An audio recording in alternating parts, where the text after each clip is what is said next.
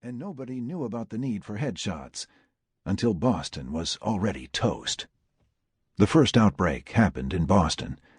Nobody really knows how or even really where in that doomed city the first zombie went looking for lunch, but that's where the end of modern civilization began. Nobody in other parts of the world thought the attackers were dead. I mean, that's just ridiculous. The folks getting attacked suspected, though. They poured into hospitals and police departments with stories about people attacking other people and that the attackers could not be stopped. Initially, these folks were thought of as scared witless, but this would soon change for rescue personnel. Calls came in for the cops and firefighters and paramedics, and they too were attacked. Everyone who was bitten died. Absolutely everyone. Once it started, it spread quickly. Police and rescue crews were overworked and in constant danger from the beginning. It didn't take long for authorities to realize that the bites were the main source of infection.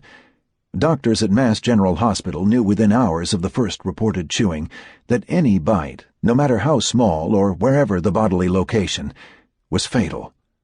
They didn't get to communicate this fact, though, because the hospital was overrun from within on the first night. The news coming out of New England was sketchy at best, as communications were cut off by the military after the first few hours. Some type of super rabies was popular on the news, as was a chemical attack by radical extremists. The rest of the world assumed it was a local issue and paid little attention. A breakdown in basic social services was inevitable, and it took less than 15 hours for 911 to crumble in the Boston area. There was no one left to man the phones. They were running for their lives, hunting prey, or chewed chunks of meat in a rotting stomach. The U.S. Army was in town in force the next day, running sweeps and trying to save trapped civilians. They ultimately ended up in one of the 3 categories mentioned in the last paragraph. On the 3rd day of infection, the Army pulled out. They left with a 60% casualty rate. The plan rapidly switched from rescue to one of containment. The idea was to contain the infection by isolation. Boston was cut off from the rest of the country by Army cordon. The skies around Boston were filled with military aircrafts patrolling a newly established no-fly zone. Tanks, Bradley fighting vehicles, APCs, Humvees, and 11,000 troops encircled the city for a few days, allowing no one in or out. This was a monumental task, as Boston is surrounded by dozens of suburbs, and fleeing citizens didn't want to stop for Army checkpoints. Anyone coming toward a blockade was ordered back into the city. Non-compliance was dealt with harshly. Soldiers killed as many fleeing civilians as they did undead in the first few days. The civvies didn't want to stay dead, though, and they joined the ever-increasing ranks of the enemy. Outbreaks sprung up in the suburbs outside of Boston in the following days. Containment had failed, and the Army pulled back further as they were reinforced. These attackers simply could not be dead. That is absurd.